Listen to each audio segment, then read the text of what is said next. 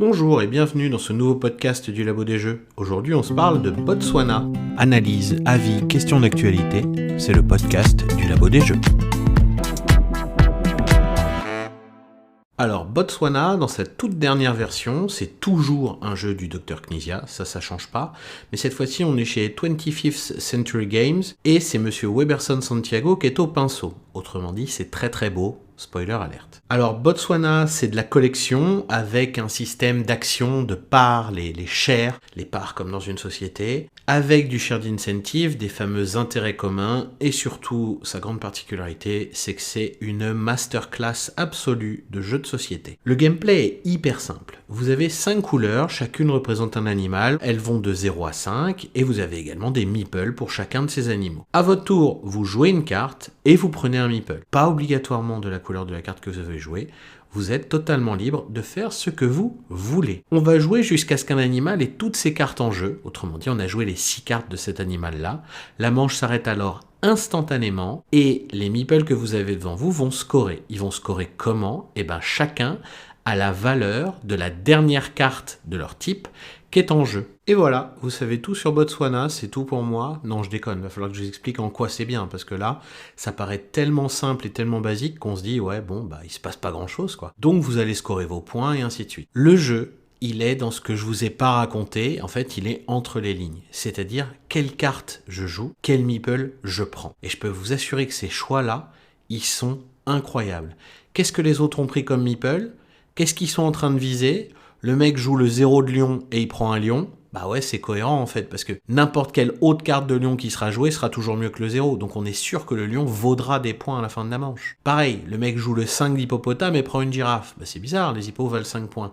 Bah oui, mais n'importe quelle carte d'hippopotame va écraser ce 5, et donc terminer le fait que les hippopotames valent 5 points. Vous avez 3 fois le même animal dans la main, et ben vous pouvez maîtriser la fin de manche sur cet animal.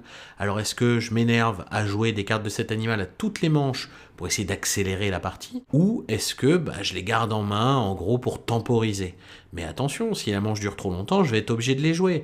Et si ça se trouve, j'ai pris cet animal devant moi, et les cartes qui me restent en main, c'est des chiffres tout pourris, donc je vais me faire perdre des points de victoire. Comme vous le voyez, il y a plein d'exemples qui font que, à votre tour, jouer une carte et prendre un meeple, c'est des choix incroyables qui à chaque fois paraissent sensés, mais vu que vous ne connaissez pas les mains des autres, c'est peut-être pas si sensé que ça. Il y a de l'opportunisme.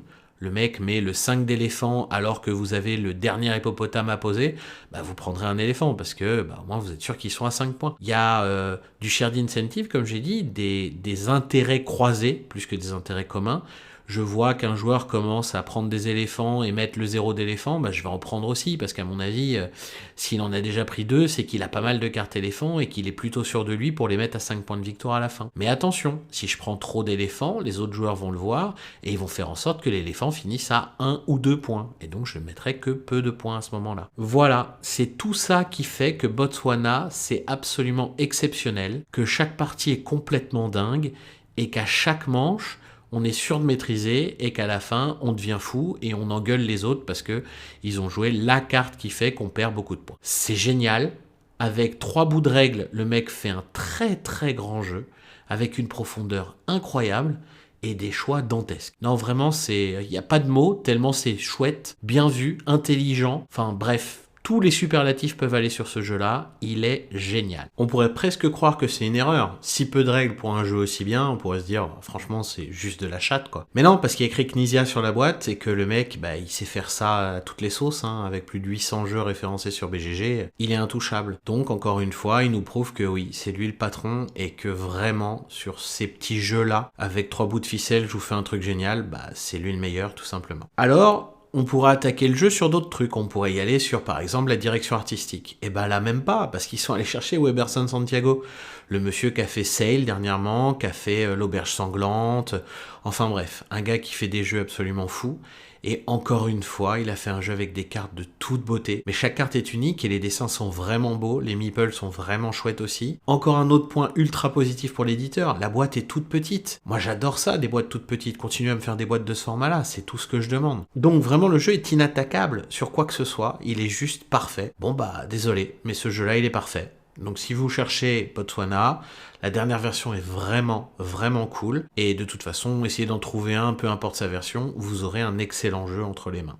Voilà, c'est tout pour moi. Je vous souhaite une très bonne journée et à bientôt pour un nouveau podcast du Labo des Jeux. Vous pouvez également nous soutenir grâce à notre Ko-fi, dont on vous met le lien en description. Merci.